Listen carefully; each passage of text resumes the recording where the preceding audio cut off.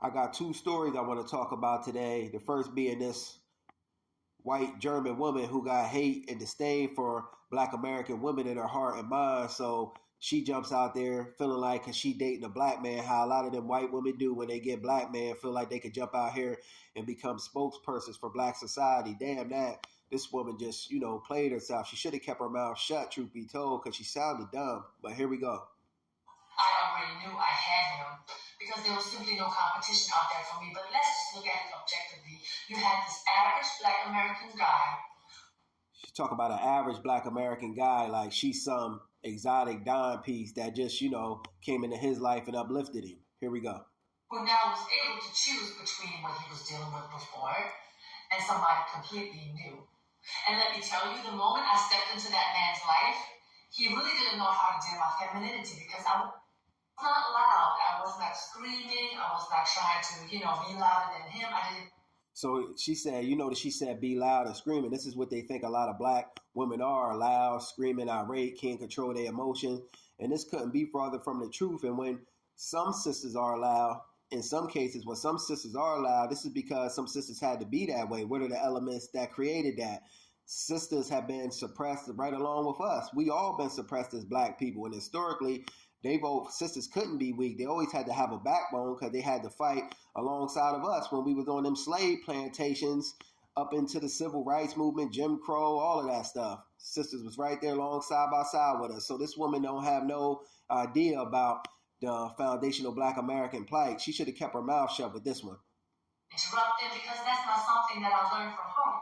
If somebody would speak, and especially a man, you would let that man speak and then you would listen and then say whatever you have to say. And contrary to what a lot of people think, me personally, I don't want no weak woman that's just going to obey. I want a woman that got a mind and a say so of her. We speak 50-50. You let me talk, we talk together, because a weak woman, if I drop the ball, she ain't going to be able to pick the ball back up and, us help each other, us pity pat off of each other. Right? So I was clean. I cooked. She was clean. You get that, family? Like, black American women ain't clean. Crazy. This woman just got a lot of white supremacy stereotypes in her mind that she's projecting. Didn't know what it was when the woman is actually in the room asking him, like, do you want something to drink? Before I got myself something to drink.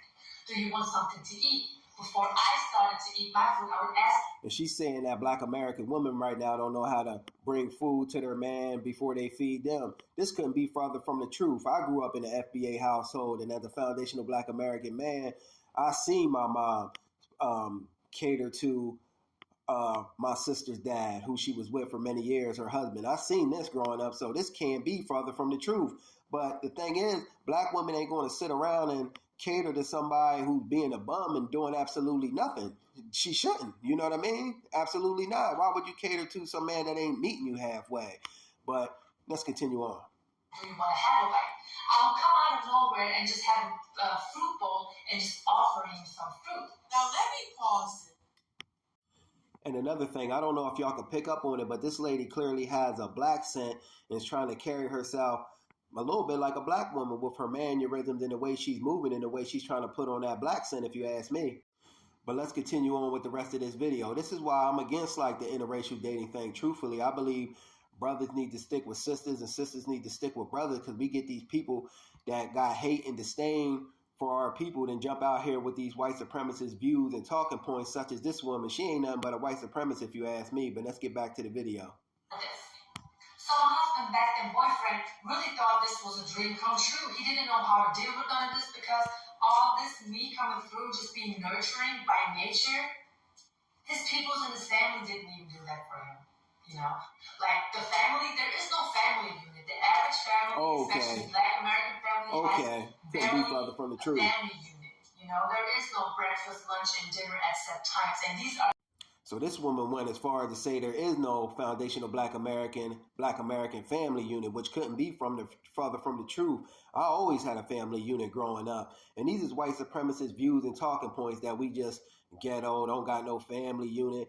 The black American family unit is the prototype for what a family unit should be like. This is why these people are so mad and always jump out here with hate and trying to attack our people. You notice it's always other people from other races that's jumping out here trying to attack black Americans. we, for the most part, we don't jump out here and spew these negative talking points about other people's race. We play in defense than when somebody comes out here and speaks negatively upon us. But when I was a kid, I grew up with breakfast, lunch, and dinner. We had to sit down at the table as a family, and this is a foundational Black American household, might I add. So this lady clearly don't know what she's talking about. You know, maybe the person she dealt with didn't, but everything don't deserve the same brush. Every situation you can't paint with the same paintbrush, meaning you can't use one little situation to say this is how a whole entire group acts. Use my husband too with my family. Can you imagine that impact that I had on him back then? So, gentlemen, do not be afraid of. So she said, family, that this is something that she introduced her family to. Like she stepped in his brother's life, you know, and was that upgrade for him and just showed him the world and how things were supposed to be. This lady ain't nothing but a white supremacist, you know, black wannabe Becky, you know what I mean? So this lady clearly had no idea about the struggles and the plight of foundational Black American women, because our women always had to be strong. And me personally, I don't want no weak woman. She got to have a backbone and be able to stand up on her own. Because if something goes down, you know, if I'm the captain of the ship and I don't got nobody else on board with me, if I go down and then the ship goes down, everything goes down. So you need someone that able to drive that ship and take the load off you at times. The relationship should be 50-50. This lady don't know what she talking about. This is why I hate when these white women and people from other races jump out here and try to play the spokesperson for our race, because they ain't no damn spokespeople. Traveling, there are so many more women out there who are willing to take care of you. It doesn't matter if they're young, it doesn't matter if they're older. They are willing to take care of you, willing to work with you, willing to be a part of your life. You don't have to deal with whatever you are dealing with back in your hometown. So this woman went to say, you know, traveling, and there's women out there that can take care of you, this, that, and the third. And, you know, it ain't about travel. It's about, for me, black men staying with black women staying with black men. And, you know, that's the family dynamic. That's the prototype, that strong black family. And a lot of sisters, you know, they'll cater to a man, but they ain't going to sit up here and take care of no bum. And I agree with them not to do so. The relationship should be 50-50.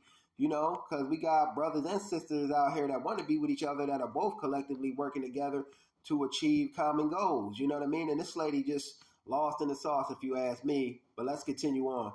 This lady also went to say that, you know, black women all act the same, they all think the same, and, you know, just a whole bunch of white supremacist talking points. This lady don't know what she talking about. But let's move on. Anyone heard that Sleepy Joe Biden has stepped down and is endorsing Kamala Harris?